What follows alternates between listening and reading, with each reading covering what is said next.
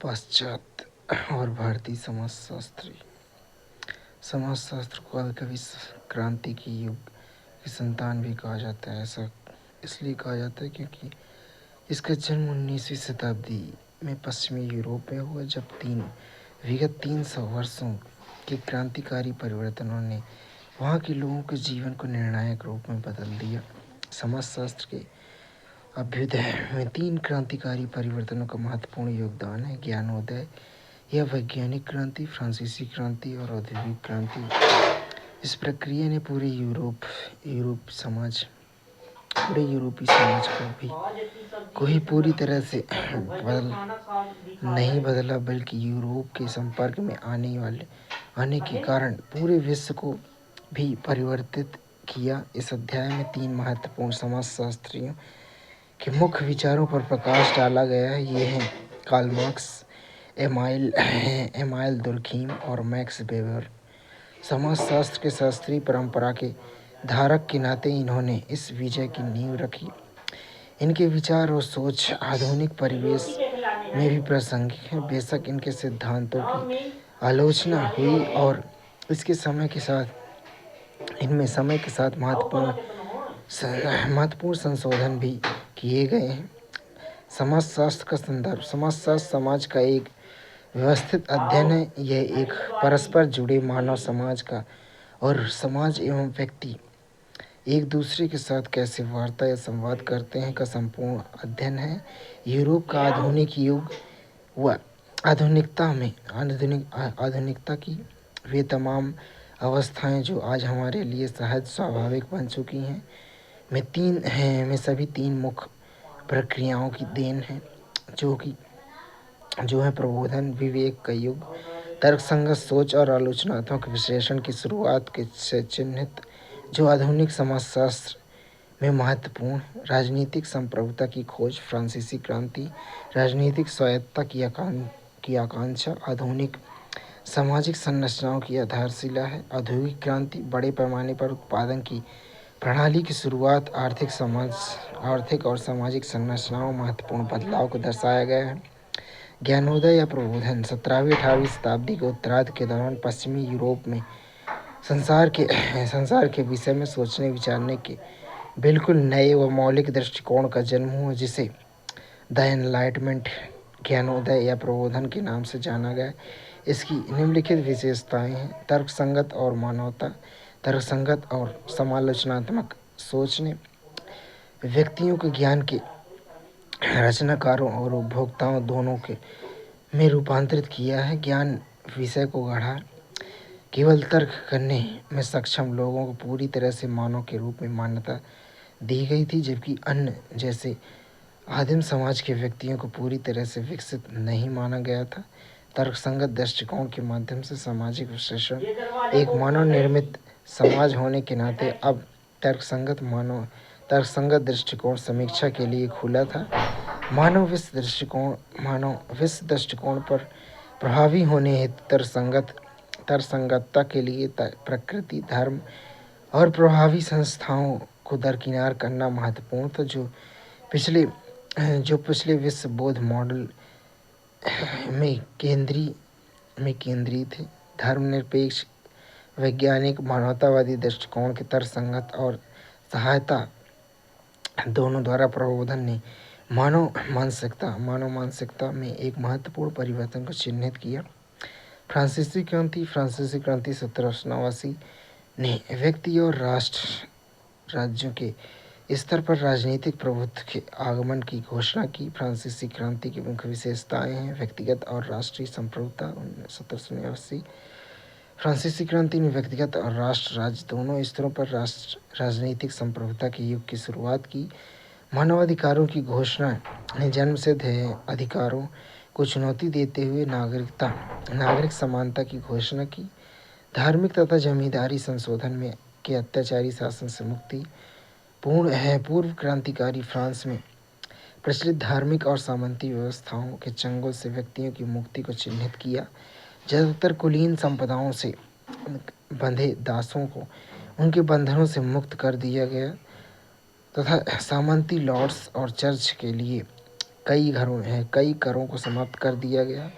संप्रभु व्यक्तियों का जन्म गणतंत्र के स्वतंत्र नागरिक होने के नाते प्रभुत्व संपन्न व्यक्ति विभिन्न अधिकारों के धारक बने तथा उन्हें कानून और राजकीय संस्थाओं के समक्ष समानता का अधिकार भी प्राप्त हुआ। राज्य को व्यक्ति की निजी स्वतंत्रता का सम्मान करना पड़ा और राजकीय कानून कोई भी व्यक्ति के निजी जीवन में दखल नहीं दे सकते थे। क्रांति के बाद धर्म परिवार अधिक निजी क्षेत्र में परिवर्तित हो गए, जबकि शिक्षा विशेष रूप से स्कूली शिक्षा एक सार्वजनिक चिंता बन गई। राष्ट्र राज्य संप्रभुता और आधुनिक राज्य आदर्श। राष्ट्र राज्य एक केंद्रीय सरकार के साथ एक संप्रभु इकाई के रूप में उभरा है। क्रांति के आदर्श स्वतंत्रता, समानता, बंधुत्व आधुनिक राज्य के मार्गदर्शक सिद्धांत में रूपांतरित हुई। औद्योगिक क्रांति। आधुनिक उद्योगों की नींव औद्योगिक क्रांति द्वारा रखी गई थी, जो 18वीं शताब्दी के अंत और 19वीं शताब्दी की शुरुआत में ब्रिटेन में शुरू हुई थी।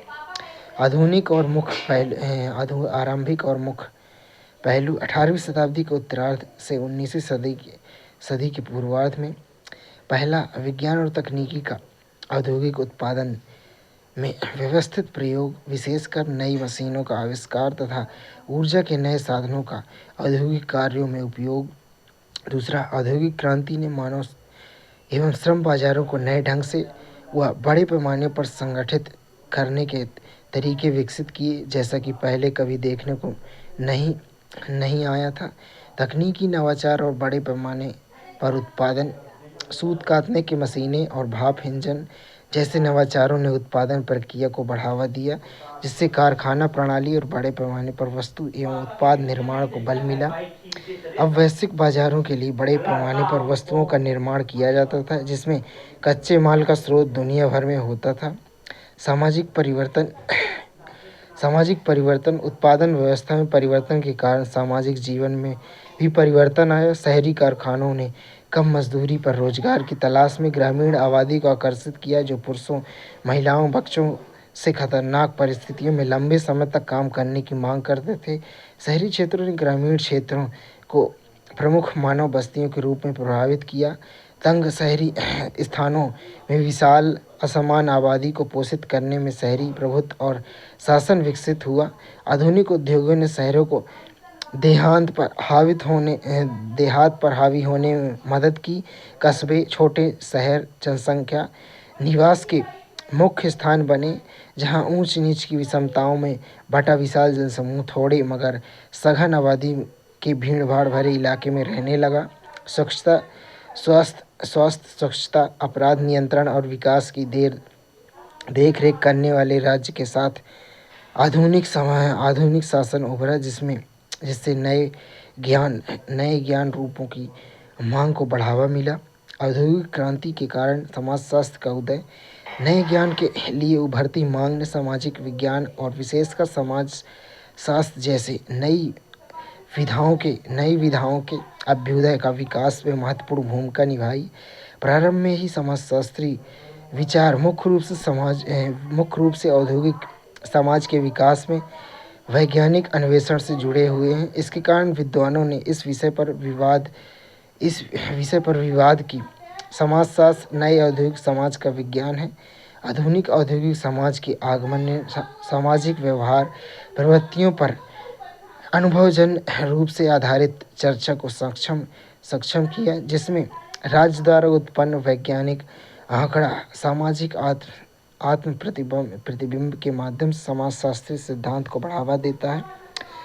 पश्चिमी समाजशास्त्रियों का परिचय देखें तो कार्ल मार्क्स समाजशास्त्र के अनुशासन के शुरुआती अग्रदूतों में से एक थे। उन्होंने समाजशास्त्र में संघर्ष परिप्रेक्ष्य की नींव रखी, जो तत्कालिक प्रचलित कार्यात्मक दृष्टिकोण से मौलिक रूप से अलग था। हालांकि 19वीं शताब्दी के दौरान मार्क्सवादी सिद्धांत की इसकी कट्टरपंथी प्रकृति के कारण कड़ी आलोचना हुई, लेकिन सिद्धांत, अवधारणा, प्रकार और दृष्टिकोण के संदर्भ में समाजशास्त्र में उनका योगदान बेजोड़ है। कार्ल मार्क्स 1818 से 1883 में रहे। कार्ल मार्क्स का जन्म 5 मई 1818 को जर्मनी के प्रशिया के राइनलैंड प्रांत में हुआ। वे एक समृद्ध उदार वकील के पुत्र थे। 1834 से 36 में वॉन विश्वविद्यालय में कानून का अध्ययन, तत्पश्चात बर्लिन विश्वविद्यालय में अध्ययन। यहाँ युवा हेगेलियंस से प्रभावित थे। 1841 में जेना विश्वविद्यालय से दर्शन शास्त्र में डॉक्टरेट का शोध पत्र पूरा किया। 1847 में जेनी जॉन वेस्टफैलेन से विवाह कर पेरिस में बस गए। 1844 में पेरिस में फ्रेडरिक एंजल से मुलाकात और जीवन पर्यंत मित्र बने। 1847 में इंटरनेशनल वर्किंग्स मैन एसोसिएशन द्वारा उनको संगठन के लक्ष्य तथा उद्देश्यों के दस्तावेज तैयार करने के लिए आमंत्रित किया गया। यह कार्ल मार्क्स तथा एंजेल्स द्वारा संयुक्त रूप से लिखा गया तथा इसका प्रकाशन manifesto of the communist party 1948 के नाम से हुआ। 1849 इंग्लैंड निर्वासित कर दिया गया और उनकी मृत्यु तक वह वहीं रहे। 1842 में द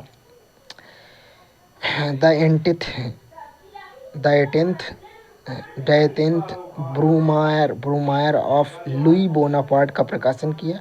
1859 में the Contribution to the Critique of Political Economy का प्रकाशन किया।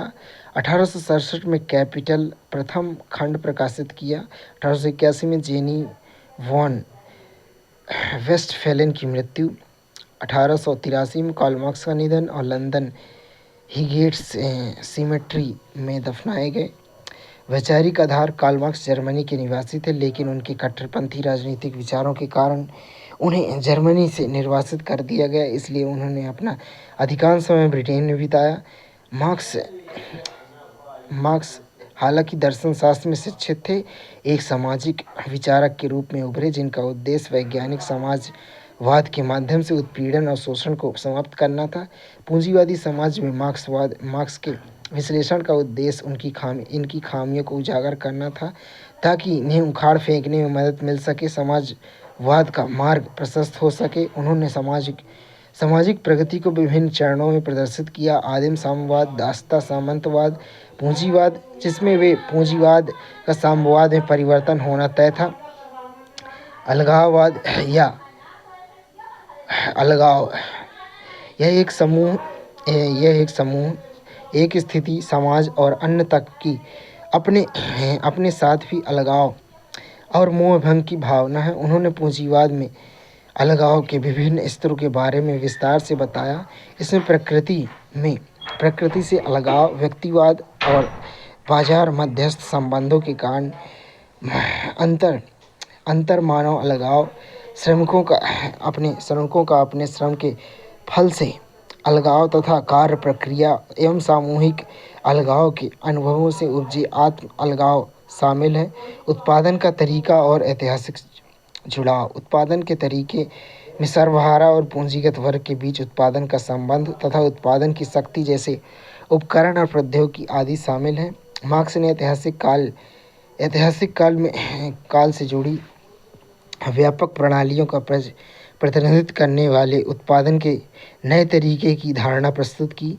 अपनी शोषणकारी प्रकृति के बावजूद मार्क्स ने पूंजीवाद को मानव इतिहास के एक आवश्यक चरण माना, जो उत्पादन के तरीकों में बदलाव के कारण भविष्य के समतावादी समाज की नींव तैयार करने के कारण उभरा, जैसे समाजवादी समाज आदि।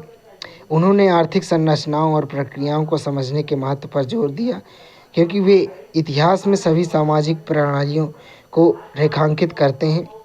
वर्ग संघर्ष, मार्क्स के लिए व्यक्तियों को सामाजिक समूहों में विभाजित करने का मुख्य तरीका धर्म, भाषा, राष्ट्रीयता एवं समान पहचान के बजाय उत्पादन प्रक्रिया के संदर्भ में था। मार्क्स के सिद्धांत में वर्ग संघर्ष एक केंद्रीय अवधारणा है। उन्होंने तर्क दिया कि सामाजिक उत्पादन प्रक्रिया में जो व्यक्ति एक जैसे पदों पर आसीन होते हैं, वे स्वतः ही एक वर्ग निर्मित करते हैं। उत्पादन प्रक्रिया में अपनी स्थिति के अनुसार तथा संपत्ति के संबंधों में उनके एक ऐसे हित तथा उद्देश्य होते थे, चाहे उन्हें इसकी पहचान उस समय ना हो। उत्पादन प्रक्रिया के आधार पर वर्गीकरण मार्क्स ने धर्म, भाषा या राष्ट्रीयता जैसे अन्य सामाजिक पहचानकर्ताओं के बजाय उत्पादन प्रक्रिया में व्यक्तियों को ऐसी उनकी स्थिति के आधार पर वर्गीकृत करने पर जोर दिया। उनके अनुसार उत्पादन प्रक्रिया में समान पदों पर आसीन लोग समान हितों और उद्देश्यों को साझा करते हैं, एक वर्ग जानते हैं। हालांकि वे इस समानता को तुरंत पहचान नहीं सकते हैं। पूंजीवादी अवस्था में उत्पादन के सभी साधनों पर पूंजी, फैक्ट्री, मशीनें, भूमि इत्यादि बुजुर्गा वर्ग का अधिकार होता है। दूसरी तरफ श्रमिक वर्ग का उत्पादन के सभी साधनों पर वे अधिकार समाप्त हो गया। अंततः पूंजीवादी सामाजिक व्यवस्था में मजदूरों के पास जीवित रहने के लिए बजाय अपने श्रम को बेचने के दूसरा कोई रास्ता नहीं रह गया था। वर्गों का ऐतिहासिक गठन। ये वर्ग उत्पादन स्थितियों और ताकतों में परिवर्तन से प्रभावित ऐतिहासिक प्रक्रियाओं के माध्यम से विकसित हुए, जिसमें मौजूदा वर्गों के बीच संघर्ष हुआ। जैसे जैसे उत्पादन का तरीका बदलता है, विशेष रूप से प्रौद्योगिकी और उत्पादन के सामाजिक संबंधों में संघर्ष उत्पन्न होता है, जिसके परिणाम स्वरूप वर्ग संघर्ष होते हैं। उत्पादन के पूंजीवादी तरीके ने एक नए शहरी श्रमिक वर्ग का उदय किया। यह वर्ग संपत्ति से रहित सामंती प्रणालियों को ध्वस्त करने के रूप में बनाया गया था। व्यक्तियों को शहरों में और अंततः कारखानों के काम में लगा दिया गया था। परिवर्तन के चालक के रूप में वर्ग संघर्ष। कार्ल मार्क्स ने वर्ग संघर्ष को सामाजिक परिवर्तन को बढ़ावा देने वाली एक प्रमुख शक्ति के रूप में प्रस्तुत किया। उन्होंने द कम्युनिस्ट मैनिफेस्टो में इसे स्पष्ट करते हुए कहा कि समाजों का इतिहास अनिवार्य रूप में वर्ग संघर्ष का इतिहास है। पूरे इतिहास में सामाजिक विकास के विभिन्न चरणों में वर्ग संघर्ष के विभिन्न रूप देखे गए हैं, जिनमें से प्रत्येक की विशेषता उत्पीड़कों और उत्पीड़ित वर्गों के बीच संघर्ष है। वर्ग चेतना का विकास। कार्ल मार्क्स ने वर्ग संघर्ष सिद्धांत में स्पष्ट किया कि वर्ग चेतना का विकास वर्गों के बीच संघर्ष अपने आप नहीं होता है। इसके लिए व्यक्तियों के बीच उनके वर्ग हितों और पहचान के बारे में एक व्यक्तिपरक जागरूकता या वर्ग चेतना की आवश्यकता होती है।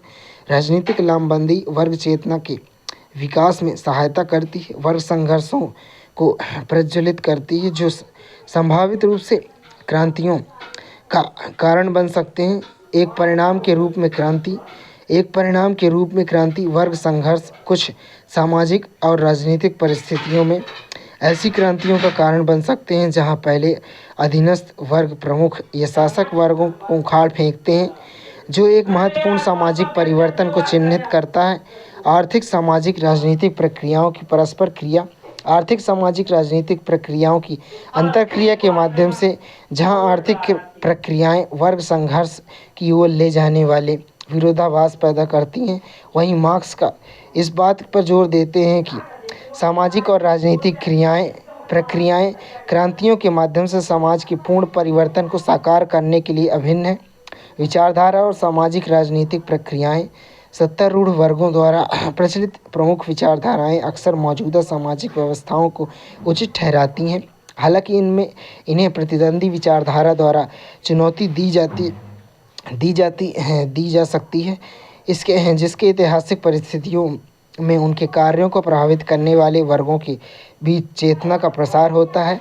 मार्क्स का मानना था कि अनुकूल परिस्थितियों में आर्थिक प्रक्रियाओं द्वारा संचालित वर्ग संघर्ष सामाजिक संरचनाओं को बदलते हुए क्रांतियों में बदल सकते हैं। एमाइल दुर्खीम को समाजशास्त्र के औपचारिक संकाय का संस्थापक माना जा सकता है, क्योंकि वे 1913 में पेरिस में समाजशास्त्र के पहले प्रोफेसर थे। रूढ़िवादी यहूदी परिवार में जन्मे दुर्खीम को रब्बिनिकल विद्यालय, धार्मिक यहूदी विद्यालय में प्रारंभिक शिक्षा के लिए भेजा गया। वर्ष 1876 में जब उन्होंने इकोल नॉर्माल सुपेरियोर में प्रवेश लिया, तब अपने धार्मिक अभिविन्यास से संबंध विच्छेद कर उन्होंने अपने स्वयं को नास्तिक घोषित कर दिया। लेकिन फिर भी उनके नैतिक पोषण का उनके समाजशास्त्री चिंतन पर गहरा प्रभाव पड़ा। दुर्खीम के अनुसार नैतिक संहिताएं समाज की प्रमुख विशेषताएं थी जो व्यक्तियों के व्यवहार आदर्श को निर्धारित करती थी तथा नैतिक संहिताएं व्यक्तिगत व्यवहार आदर्श का मार्गदर्शन करने वाले महत्वपूर्ण सामाजिक तत्व थे। उन्होंने जोर दिया कि सामाजिक नैतिक संहिताएं प्रचलित सामाजिक स्थितियों में अंतर्दृष्टि प्रदान कर सकती हैं। दुर्खीम ने समाजशास्त्री समझ के लिए दो विशिष्ट विशेषताओं की पहचान की। एमाइल दुर्खीम 1858 से 1917 15 अप्रैल 1858 को एपिनल में उनका जन्म हुआ, जो जर्मन सीमा पर स्थित फ्रांस के लॉरेन प्रांत में था। वे एक रूढ़िवादी यहूदी परिवार में थे। इनके पिता, दादा, परदादा सब यहूदी परिवार के थे। इन्हें भी प्रारंभ से धार्मिक स्कूल में प्रशिक्षण के लिए भेजा गया।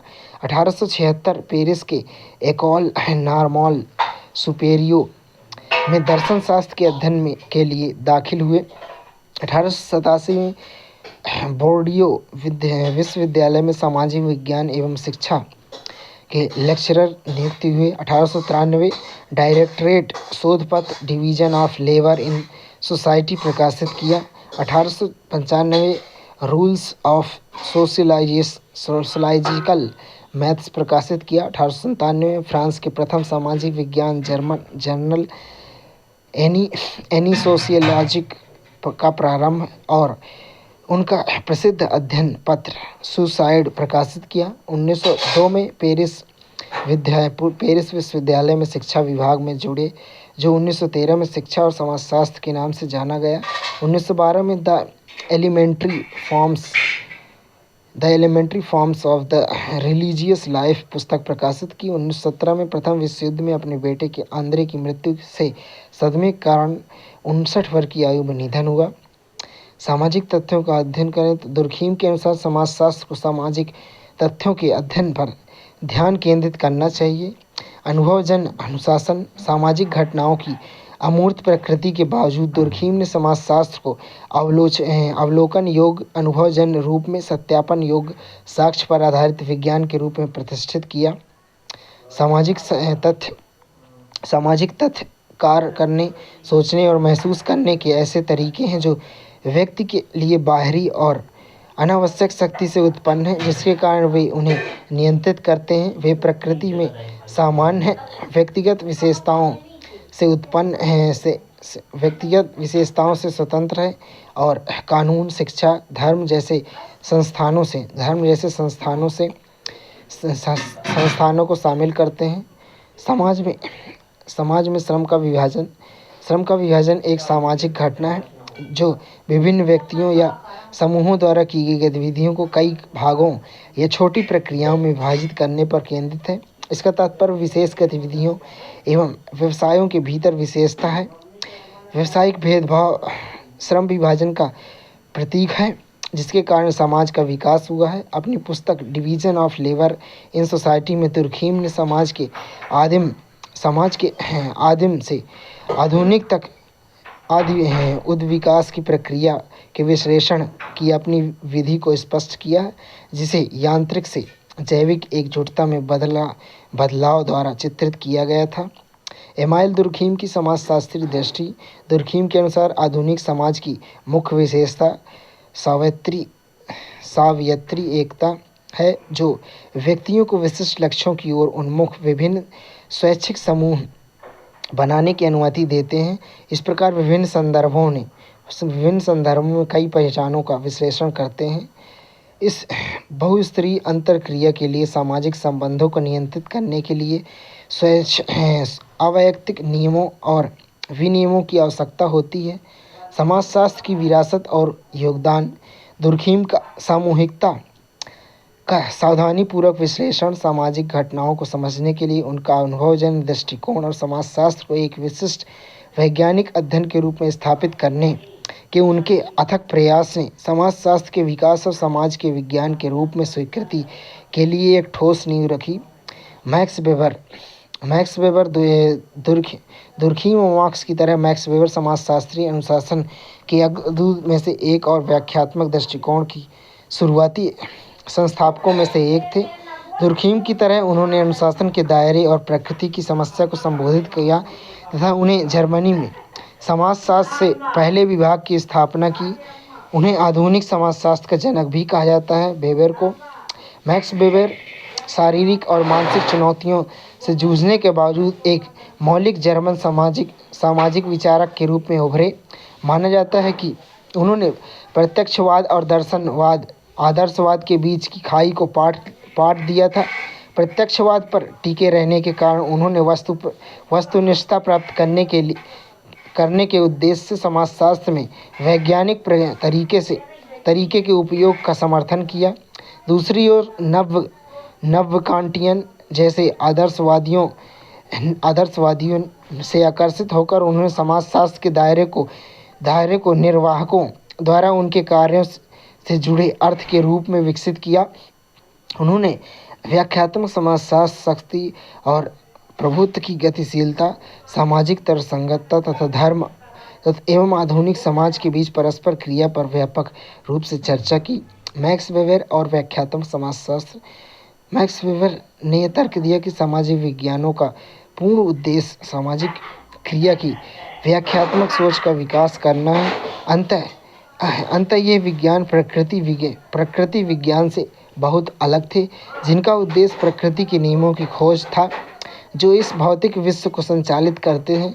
चूँकि सामाजिक विज्ञानों का सामाजिक क्रियाओं से मुख्य सरोकार था तथा मानवीय क्रियाएं मुख्यतः विषयगत अर्थों से संबंध होती थी, अंततः सामाजिक विज्ञान की पद्धतियाँ प्राकृतिक विज्ञान की पद्धतियों से भिन्न होंगी।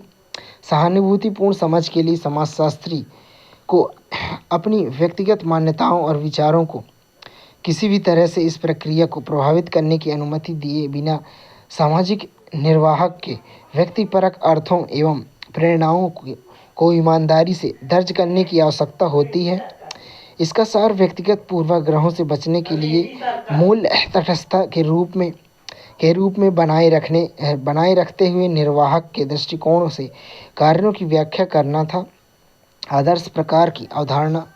वेबर ने सामाजिक घटनाओं की महत्वपूर्ण विशेषताओं को उजागर करने के लिए एक वैचारिक उपकरण के रूप में आदर्श प्रकार की शुरुआत की, जो एक सटीक वास्तविकता का प्रतिनिधित्व नहीं करते हुए विश्लेषणात्मक समझ में सहायता करता है।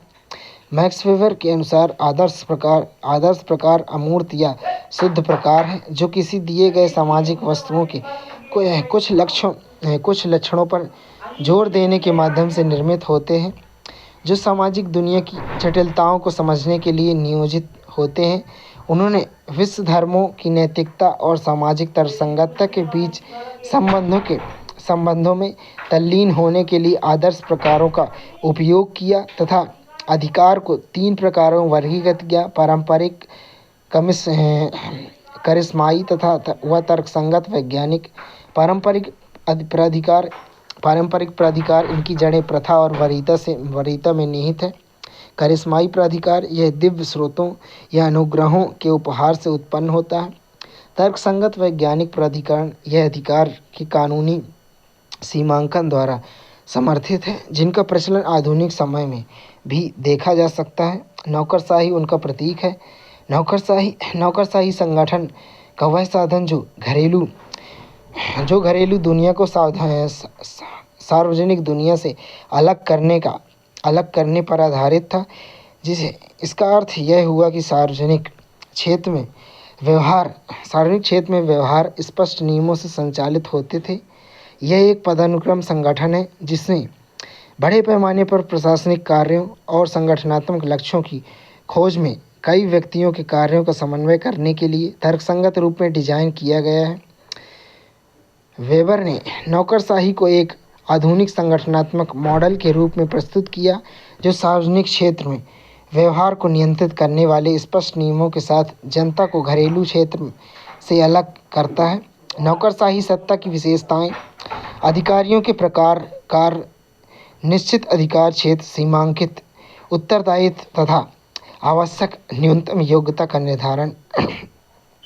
पदों का सोपान क्रम: उच्च अधिकारियों को अपील करने के प्रावधान के साथ निचले अधिकारियों पर उच्च अधिकारियों द्वारा पर्यवेक्षण। लिखित दस्तावेजों की विश्वसनीयता। प्रबंधन लिखित अभिलेखों पर आधारित होता है, जो अधिकारियों के सार्वजनिक और निजी क्षेत्रों के बीच अंतर करता है। कार्यालय का प्रबंधन, इसके लिए विशेष आधुनिक गतिविधियों के लिए प्रशिक्षित और कुशल कर्मियों की आवश्यकता होती है। कार्यालयीय आचरण, यह व्यापक नियमों और विनियमों द्वारा शासित होता है। सार्वजनिक आचरण को निजी व्यवहार से अलग करता है और कानूनी मान्यता के माध्यम से जवाबदेही सुनिश्चित करता है। भारतीय समाजशास्त्री, भारत में समाजशास्त्री चिंतन 100 वर्षों से भी अधिक पुराना है, लेकिन विश्वविद्यालयों में समाजशास्त्र की औपचारिक शिक्षा सन 1919 में बम्बई विश्वविद्यालय में प्रारंभ हुई। सन 1920 में 2 अन्य विश्वविद्यालयों कलकत्ता और लखनऊ में भी समाजशास्त्र एवं नृविज्ञान के शिक्षण एवं शोध कार्य प्रारंभ किए। आज देश के प्रमुख विश्वविद्यालयों में समाजशास्त्र विभाग, सामाजिक मानव विज्ञान, नृविज्ञान आदि व्याप्त हैं। भारतीय समाजशास्त्रियों का अवलोकन करें तो श्री एल के अनंत कृष्ण अय्यर 1861 से 1937। श्री एल के अय्यर हैं अनंत कृष्ण अय्यर ने अपने व्यवसाय की शुरुआत एक क्लर्क के रूप में की थी। तत्पश्चात वे स्कूली शिक्षक और उनके बाद कोचीन रजवाड़े के महाविद्यालय में शिक्षक के रूप में नियुक्त हुए, जो आज केरल राज्य का एक भाग है। सन 1902 में कोचीन के दीवान हुए। इन्हें राज्य के नृजातीय सर्वेक्षण एथनोग्राफिक सर्वे में मदद के लिए कहा गया। उन्होंने राष्ट्रीय और अंतर्राष्ट्रीय स्तर पर मान्यता प्राप्त की। मानव विज्ञान में कोई औपचारिक योग्यता नहीं होने के बावजूद कलकत्ता विश्वविद्यालय में भारत का पहला स्नातकोत्तर मानव विज्ञान विभाग स्थापित किया। अपने महान कार्यों के लिए अनंत कृष्ण अय्यर राय बहादुर और दीवान बहादुर जैसी उपाधियां और एक जर्मन विश्वविद्यालय द्वारा मानद डॉक्टरेट की उपाधि से सम्मानित किए गए। शरद चंद्र राय 1871 से 1942। शरद चंद्र राय कानूनविद एवं प्रमुख मानव विज्ञानी हैं। उन्होंने रांची में आदिवासी समाजों के साथ अपनी वार्ता और अध्ययन के कारण विविध रूप से मानव विज्ञान नृविज्ञान के बदलाव किया, जिससे व्यापक क्षेत्र कार्य और प्रकाशन हुए। उन्होंने छोटा नागपुर क्षेत्र की आदिवासी संस्कृतियों पर एक प्रमुख प्राधिकरण स्थापित किया। 1922 में मैन इन इंडिया पत्रिका की स्थापना की, जो इस क्षेत्र में एक महत्वपूर्ण योगदान है। औपचारीकरण की ओर परिवर्तन, 1900 के दशक की शुरुआत में अय्यर और राय के प्रयासों ने भारत में समाजशास्त्र के लिए उस समय आधार तैयार किया जब इस विषय में कोई औपचारिक दर्जा प्राप्त नहीं था। उनके मूलभूत सिद्धांतों व कार्यों ने 4 प्रमुख समाजशास्त्रियों की अगली पीढ़ी के लिए मार्ग प्रस्तुत किए, जो G S. Ghurye, D P. Mukherjee, A R. Desai और एम.एन. श्रीवास्तव हैं। जिन्होंने स्वतंत्रता के युग में अनुशासन को आगे बढ़ाया, भारत में समाजशास्त्र के लिए औपचारिक संस्थाओं की स्थापना में योगदान दिया। गोविंद सदाशिव घुर्वे 1893 से 1983। प्रारंभिक योगदान और अकादमिक विरासत, जी.एस. घुर्ये ने 35 वर्षों तक बॉम्बे विश्वविद्यालय में समाजशास्त्र के पहले स्नातकोत्तर शिक्षण विभाग का नेतृत्व किया। सीमित वित्तीय और संस्थागत समर्थन के बीच समाजशास्त्र को एक तेजी से भारतीय अनुशासन के रूप में पोषित किया। उनके मार्गदर्शन में कई शोध हुए, अनेक विद्वान फले फूले और इस क्षेत्र में प्रमुख पदों पर आसीन हुए। उन्होंने इंडियन सोशलॉजिकल सोसाइटी और इसकी पत्रिका सोशियोलॉजिकल बुलेटिन का भी बीड़ा उठाया। उल्लेखनीय अकादमिक लेखन और विषय वस्तु, जी.एस. घुर्वे जाति, नस्ल, जनजाति संबंध, परिवार, विवाह, संस्कृति, सभ्यता, धर्म और संघर्ष एवं एकीकरण के समाजशास्त्र सहित असंख्य विषयों पर अपने व्यापक लेखन के लिए जाने जाते हैं। उनकी कृतियाँ प्रसारवाद, हिंदू धर्म और विचारों पर प्राच्यवादी विविधता, राष्ट्रवाद, हिंदू पहचान के सांस्कृतिक पहलुओं से प्रभावित थीं। जी.एस. घुर्ये ने जनजाति और आदिवासी संस्कृति पर विचार। घुर्ये ने जनजाति संस्कृतियों पर अध्ययन में महत्वपूर्ण योगदान दिया। ब्रिटिश प्रशासक मानव विज्ञानी के दृष्टिकोण का विरोध किया, जो भारतीय जनजातियों को शोषण और सांस्कृतिक क्षरण से सुरक्षा की आवश्यकता वाली आदिम संस्कृतियों के रूप में मानते थे। उन्होंने जनजातियों को अलग अलग सांस्कृतिक समूहों के बजाय पिछड़े हिंदुओं के रूप में देखने की वकालत की। हिंदू धर्म के साथ उनकी एकीकरण के लिए तर्क दिया। जी.एस. घोरिये के जाति और प्रजाति पर विचार। घोरिये के शैक्षिक साख उनके द्वारा कैम्ब्रिज विश्वविद्यालय में किए गए डॉक्टरेट के शोध निबंध के आधार पर बनी, जो आगे चलकर 1932 में Caste and Race in India के नाम से प्रकाशित हुआ, जिसने प्रजाति से जाति संबंधित समय के प्रमुख सिद्धांतों की आलोचना की, जो मुख्य रूप से हर्बर्ट रिस्ले के मानवशास्त्री अध्ययनों द्वारा शुरू की गई चर्चा थी। उन्होंने रिस्ले के सिद्धांत में कुछ परिवर्तनों को स्वीकार किया, लेकिन भारत के विभिन्न हिस्सों में व्यवस्थित एंथ्रोपोमेट्रिक मतभेदों की कमी पर प्रकाश डाला, जो उत्तरी भारत के छोड़कर नस्ली मिश्रण के एक लंबे इतिहास का सुझाव देता है। घोरिये की जाति की व्यापक परिभाषा। घोरिये जाति की एक विस्तृत परिभाषा दिए जाने के कारण भी जाने जाते हैं। उनकी परिभाषा 6 महत्वपूर्ण विशेषताओं पर बल देती है, जो जन्म के आधार पर विभाजन, जातियों के बीच पदानुक्रमिक विभाजन, शुद्धता और अशुद्धता की धारणाओं द्वारा निर्देशित सामाजिक वार्ता पर प्रतिबंध, धर्मनिरपेक्ष वैश्विक अध्ययन तक फैले अंतर अधिकार तथा कर्तव्य, जाति के आधार पर व्यवसाय प्रतिबंध, विवाह पर सख्त प्रतिबंध, अंतरजातीय और बहिर्विवाह नियमों को बढ़ावा देना। स्वतंत्र भारत में जाति प्रथाओं की विकसित प्रकृति के बावजूद समाजशास्त्री पाठ के निर्देश में निहित उनकी परिभाषा ने जाति के एक व्यवस्थित अध्ययन को बढ़ावा दिया। ध्रुव ज्योति प्रसाद मुखर्जी 1894 से 1961, लखनऊ विश्वविद्यालय का समाजशास्त्र विभाग राधा कमल मुखर्जी संस्थापक, डी.पी. मुखर्जी तथा डी.एन. मजूमदार द्वारा चलाया जा रहा था। वैसे तीनों ही जाने माने थे तथा अपने कार्यों के लिए पहचाने जाते थे, परंतु डी.पी. मुखर्जी इसमें सबसे लोकप्रिय थे। वास्तव में डी.पी. मुखर्जी ज़्यादातर डी.पी. के नाम से जाने जाते थे, जो न केवल समाजशास्त्र में बल्कि शिक्षण के अलावा बौद्धिक तथा जनजीवन में भी अपने समय के सर्वाधिक प्रभावशाली विद्वान रहे। उन्होंने न केवल समाजशास्त्र के शैक्षिक क्षेत्र के भीतर मान्यता प्राप्त की, बल्कि बौद्धिक और सार्वजनिक क्षेत्रों में भी अपना प्रभाव बढ़ाया। उनकी लोकप्रियता उनके असाधारण शिक्षण कौशल, शैक्षिक कार्यक्रमों में सार्वजनिक भाषण देने और समाचार पत्रों के लेखों एवं रेडियो कार्यक्रमों जैसे मीडिया संस्थानों में सक्रिय भागीदारी से अधिक थी, न कि केवल विद्वानों के लेखन से। अंत विषय हित और मार्क्सवादी प्रभाव। इतिहास और अर्थशास्त्र में एक पृष्ठभूमि के साथ डी.पी. मुखर्जी के साहित्य, संगीत, फिल्म, पश्चिमी और भारतीय दर्शन, मार्क्सवाद, राजनीतिक अर्थव्यवस्था और विकास योजना जैसे विषयों की एक विशाल श्रृंखला में गहरी रुचि दिखाई।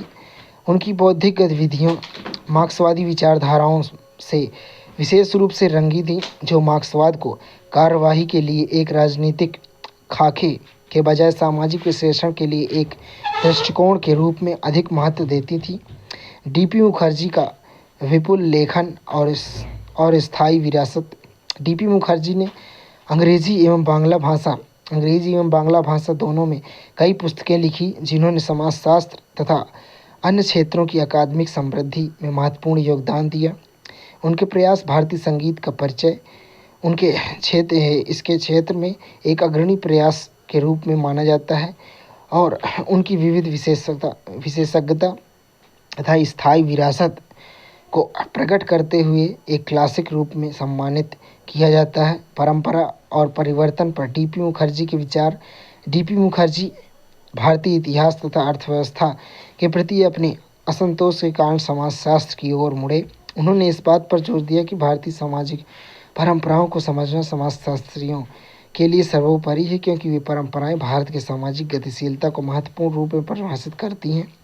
मुखर्जी ने स्पष्ट किया कि पश्चिम के विपरीत भारत का इतिहास, राजनीति, अर्थशास्त्र हमेशा सामाजिक समूहों एवं सामाजिक व्यक्तियों के साथ जुड़ा हुआ है, जिससे भारत में सामाजिक पहलू अति विकसित हो गया। मुखर्जी मुखर्जी के अनुसार परंपरा का अध्ययन केवल अतीत पर एक नज़र नहीं होना चाहिए, बल्कि वर्तमान के अनुकूल परंपराओं की विकसित प्रकृति को भी शामिल करना चाहिए। इस प्रकार एक जीवित परंपरा का निर्माण होना चाहिए। भारतीय समाज को समझने के लिए एक विशिष्ट दृष्टिकोण। मुखर्जी ने सामाजिक प्रणाली की अधिक गहरी समझ के लिए विभिन्न सामाजिक समूहों के साथ एक गहरे संबंध को बढ़ावा देते हुए उच्च और निम्न दोनों भाषाओं एवं संस्कृतियों की एक मूलभूत समझ पर जोर दिया।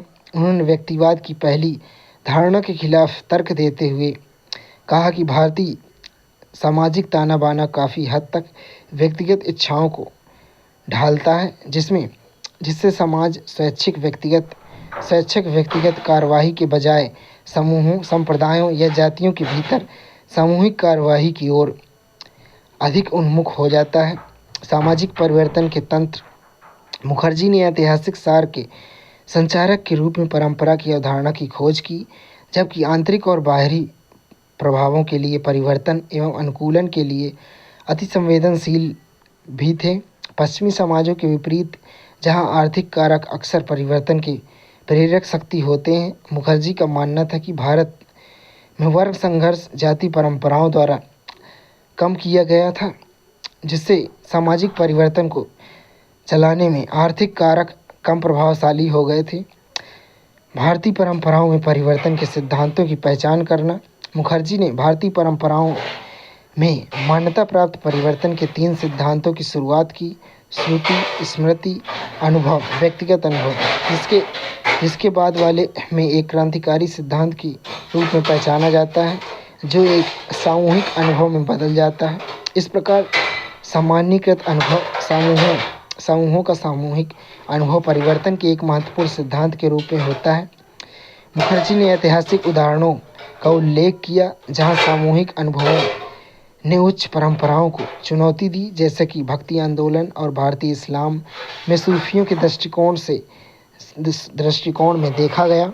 इस बात पर जोर देते हुए भारतीय समाज में अनुभव और प्रेम विवेकपूर्ण कारण की तुलना में परिवर्तन के बेहतर कारक रहे। संघर्ष, विद्रोह और परंपरा का लचीलापन। मुखर्जी ने लोकप्रिय विद्रोहों द्वारा चुनौती दिए जाने वाले प्रमुख रूढ़िवाद की चक्रीय प्रकृति के बारे में विस्तार से बताया, जो रूढ़िवाद को बदलने में सफल होने के बावजूद भारत में परंपराओं के लचीलेपन और अनुकूलनशीलता को प्रदर्शित करते हुए परिवर्तित परंपरा में पुनः अवशोषित हो जाते हैं।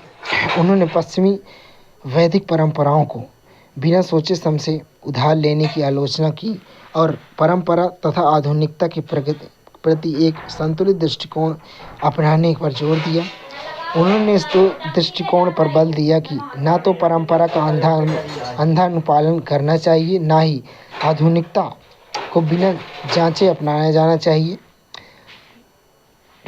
अक्षय रमन लाल देसाई 1915 से 1994, A.R. देसाई ऐसे विरले भारतीय समाजशास्त्री हैं जो सीधे तौर पर राजनीतिक पार्टियों से औपचारिक सदस्य के रूप में राजनीति से जुड़े थे। वे आजीवन मार्क्सवादी रहे। उन्होंने अपनी राजनीतिक विचारधारा को समाजशास्त्र के साथ विशिष्ट रूप से मिश्रित किया। अपने स्नातक के दिनों में मार्क्सवाद राजनीति में सक्रिय रूप से संलग्न रहते हुए भारतीय समाजशास्त्र में उल्लेखनीय योगदान दिया। देसाई की माता का देहांत उनके प्रारंभिक जीवन काल में हो गया था तथा उनकी देखभाल उनके पिता के बड़ौदा के विभिन्न स्थानों में लगातार होने वाले स्थानांतरण के कारण देसाई ने प्रवासी जीवन जिया, जिन्होंने उनके सामाजिक राजनीतिक अंतर्दृष्टि को आकार दिया। शैक्षिक और व्यावसायिक उपलब्धि।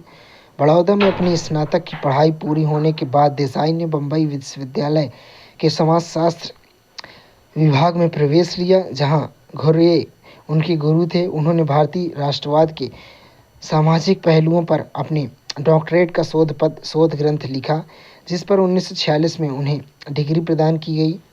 सन 1948 में उनकी थीसिस भारतीय राष्ट्रवाद के सामाजिक पृष्ठभूमि, the social background of Indian nationalism, प्रकाशित हुई, जो उनके द्वारा किए गए कार्यों में सबसे बेहतरीन है। इस पुस्तक में देसाई ने भारतीय राष्ट्रवाद का मार्क्सवादी विश्लेषण किया, जिसमें आर्थिक प्रक्रियाओं एवं विभाजनों को महत्व दिया गया।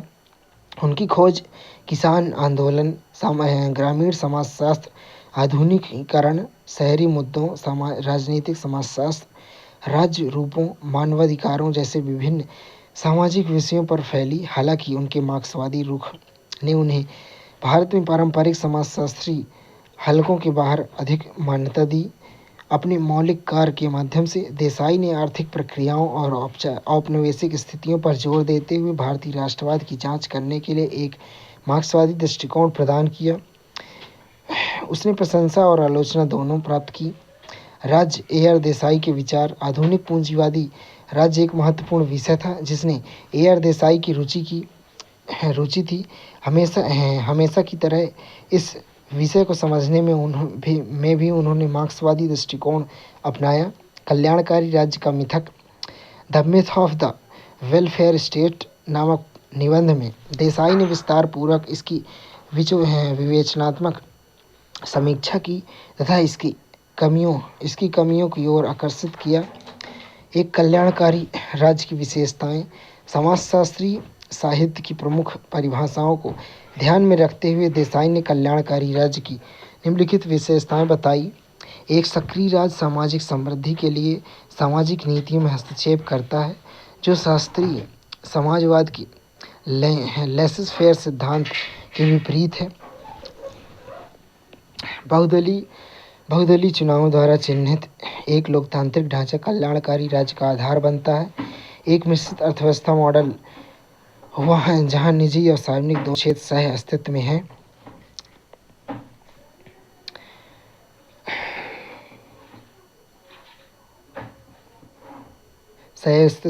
प्रत्येक अर्थव्यवस्था के विभिन्न क्षेत्रों को पूरा करता है। कल्याणकारी राज्यों की प्रभावशीलता का परीक्षण। देसाई कुछ ऐसे तरीके बताते हैं जिनके आधार पर कल्याणकारी राज्य द्वारा किए गए कार्यों का परीक्षण किया जा सके, जो है कल्याणकारी राज्य की प्रभावशीलता का मूल्यांकन करने के लिए मानदंडों के एक समूह का प्रस्ताव करते हुए देसाई ने ब्रिटेन, संयुक्त राज्य अमेरिका और अधिकांश यूरोप जैसे प्रसिद्ध कल्याणकारी राज्यों की नींव की जांच की, जिसमें उनके दावों को काफ़ी हद तक अपूर्ण पाया गया।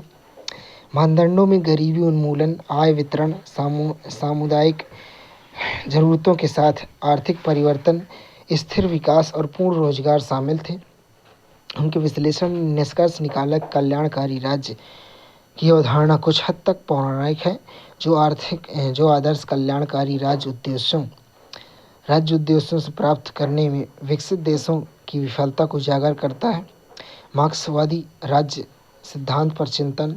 देसाई एकांगी दृष्टिकोण को लेकर नहीं चलते थे, बल्कि कम्युनिस्ट राज्यों की कमियों की आलोचना भी करते थे।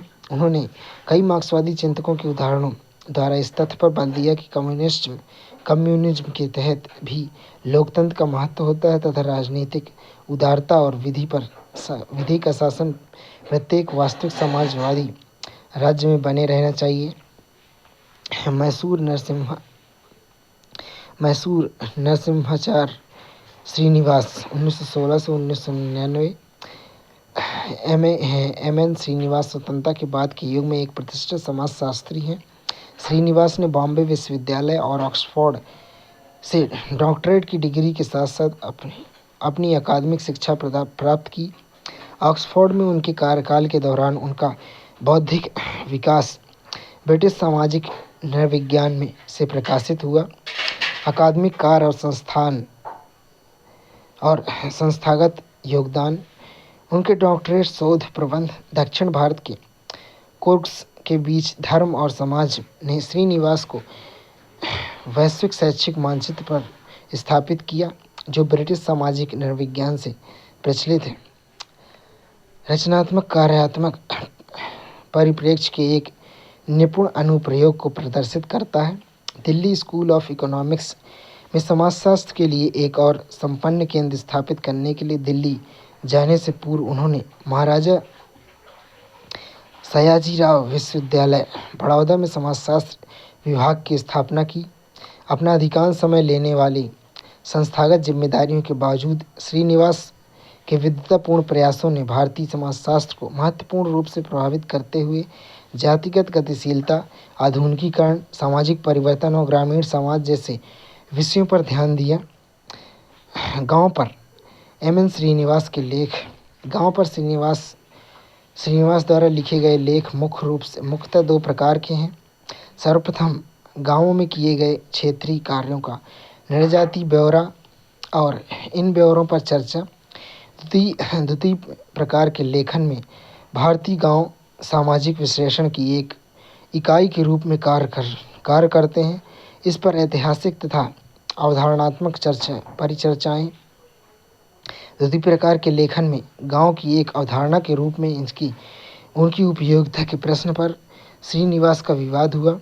भारतीय ग्रामीण समाज में जीवन भर की रुचि में ने श्रीनिवास को व्यापक क्षेत्र कार्य की ओर अग्रसर किया।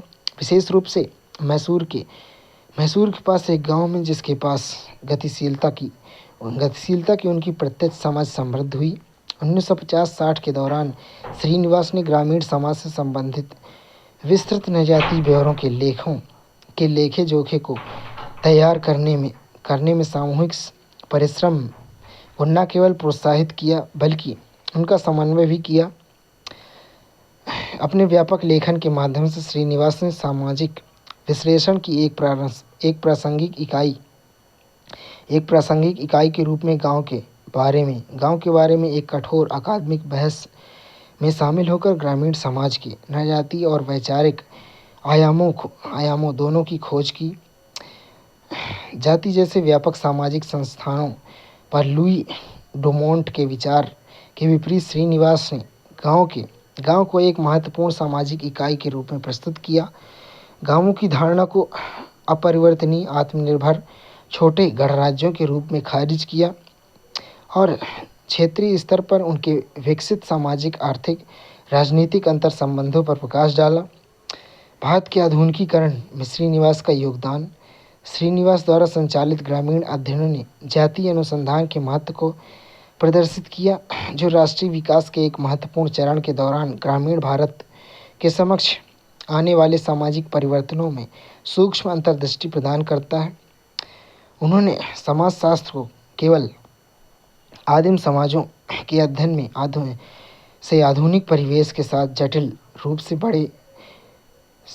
रूप से जुड़े एक अनुशासन में बदल दिया, जो शहरी भारतीयों और नीति निर्माताओं को ग्रामीण भारत की सामाजिक सांस्कृतिक गतिशीलता में एक दृष्टिकोण प्रदान करता है। इस प्रकार एक नए स्वतंत्र तथा विकसित राष्ट्र के समाजशास्त्र के व्यापक समझ एवं प्रासंगिकता को समृद्ध करता है।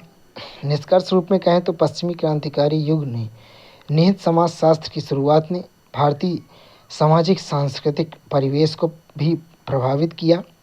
मार्क्स, दुर्खीम और वेबर जैसे मौलिक पश्चिमी सिद्धांतकारों ने नींव रखी, जिसे जी.एस. घुरिये जैसे भारतीय समाजशास्त्रियों द्वारा बढ़ावा और निर्मित किया गया था। घुरिये, डी.पी. मुखर्जी, ए.आर. देसाई और एम.एन. श्रीनिवास जैसे भारतीय विद्वान स्वदेशी सामाजिक संरचनाओं में तल्लीन रहते हुए आधुनिक समाजशास्त्री विचारों के साथ संवाद में भी लगे रहे, जिससे वैश्विक समाजशास्त्री परिदृश्य समृद्ध हुआ। यह अन्वेषण समाजशास्त्र के सार को एक गतिशील अनुशासन के रूप में रेखांकित करता है, जो लगातार अंतर सांस्कृतिक अध्ययन और प्रासंगिक अनुकूलन से समृद्ध होता है तथा मानव समाजों की जटिल एवं निरंतर विकसित होने वाली प्रकृति को प्रतिनिधित्व करता है।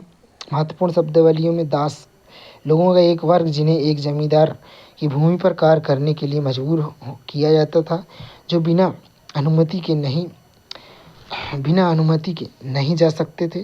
प्रसारवाद यह एक मानवशास्त्रीय सिद्धांत है। इसके अनुसार सामाजिक परिवर्तन तब होता है जब समाज एक दूसरे से सांस्कृतिक लक्षण उधार लेते हैं। प्राच्यविद यह वह व्यक्ति है जो पूर्वी एशिया के देशों की भाषा, संस्कृति, इतिहास या रीति रिवाज का अध्ययन करता है।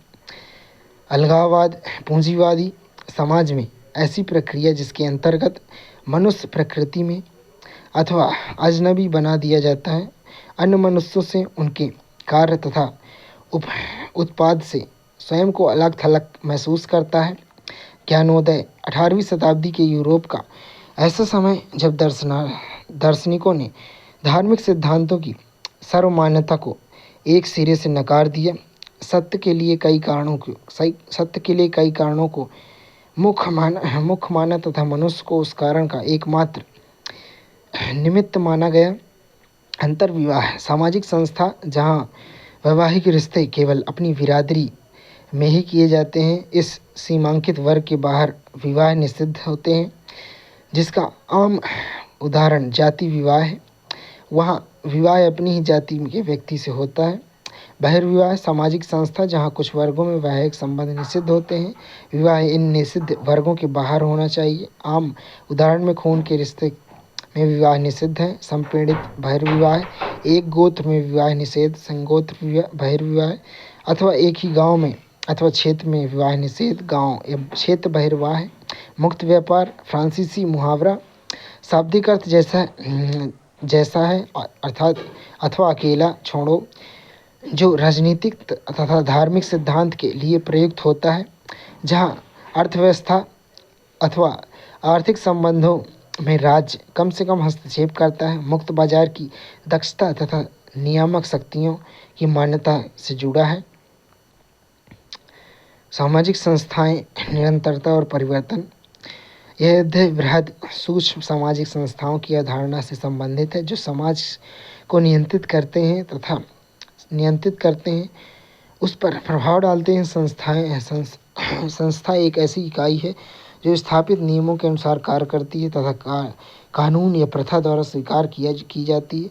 संस्थाएं व्यक्तियों पर प्रतिबंध लगाती है, वे उसे अवसर भी प्रदान करती है, और इसके अलावा वे संस्थान समुदायों को फलने फूलने और उनके पारिवारिक बंधनों को मजबूत करने में मदद करते हैं। इस अध्याय में हम भारतीय समाज के भीतर जाति, जनजाति, परिवार, शिक्षा, धर्म जैसे महत्वपूर्ण संस्थानों तथा इन सामाजिक संस्थानों के राजनीतिक एवं आर्थिक पहलुओं पर विचार और अध्ययन करेंगे। सामाजिक संस्थाएं एक समाज के भीतर व्यवहार और संगठन के स्थापित आदर्श हैं, जो शिक्षा, परिवार, धर्म, सरकार एवं अर्थव्यवस्था जैसे विशिष्ट आवश्यक कार्यों को पूरा करते हैं। ये संस्थान व्यक्तियों के जीवन के विभिन्न पहलुओं को आकार देते हैं और उनका मार्गदर्शन करते हैं तथा समग्र रूप में समाज की स्थिरता एवं कार्यप्रणाली में योगदान करते हैं। सामाजिक संस्थान संबंधी दृष्टिकोण। कार्यात्मक दृष्टिकोण सामाजिक संस्थानों को सामाजिक मानदंडों, मान्यताओं, मूल्यों, विभिन्न भूमिकाओं के संबंधों की जटिल प्रणालियों के रूप में समझता है, जो समाज की ज़रूरतों को पूरा करने के लिए उभरते हैं। ये संस्थागत सामाजिक ज़रूरतों को पूरा करने के लिए बनाए गए हैं, जो या तो अनौपचारिक जैसे परिवार और धर्म, या औपचारिक जैसे कानून और शिक्षा हो सकते हैं। संघर्ष दृष्टिकोण यह मानता है कि सभी व्यक्तियों को समाज में समान रूप से नहीं रखा जाता। सभी सामाजिक संस्थाएं, चाहे वे पारिवारिक, धार्मिक, राजनीतिक, आर्थिक, कानूनी या शैक्षिक हों, समाज के प्रमुख वर्गों के हित में कार्य करेंगे, चाहे वे वर्ग, जाति, जनजाति या लैंगिक हों। विभिन्न सामाजिक विचारों के आधार पर आइए इन सामाजिक संस्थानों का विस्तार से विश्लेषण करें। केरल में जन्मे अय्यनकली निचली जातियों और दलितों के नेता थे। उनके प्रयासों से दलितों को सार्वजनिक सड़कों पर चलने के लिए स्वतंत्रता मिली और दलित बच्चों को स्कूलों में जाने की अनुमति दी गई। अय्यनकली 1863 से 1914 तक रहे। जाति और जाति व्यवस्था। अतीत में जाति जाति भारतीय उपमहाद्वीप में जुड़ी अनूठी संस्था है जिसका विश्व के अन्य भागों में भी समान प्रभाव उत्पन्न करने वाली सामाजिक व्यवस्था पाई जाती है, परंतु जाति व्यवस्था अपने आप में अपवाद ही है। हालांकि यह हिंदू समाज के संस्थागत विशेषता है, परंतु उनका प्रचलन भारतीय